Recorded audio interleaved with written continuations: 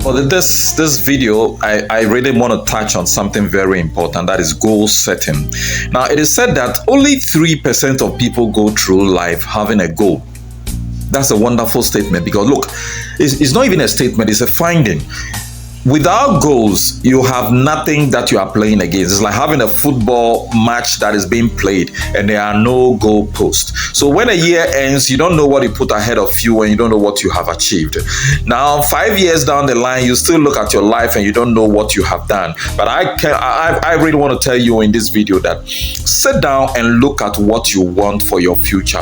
Write it down and plan how you are going to achieve it. Plans may change as you go along the day because the goals are fixed, but the plan may change. But one thing that you should know is that as much as you have set your goals ahead of you, there are various ways by which you can achieve them. That means applying different types of goal settings or different types of planning. You may set your goal in concrete that, look, at this age, I want to have this, I want to have that, or I want to travel here, I want to build a house, I want to buy this car, I want to go into this kind of business, I want to do A, B, C, D, and you can attach certain years to all these achievements.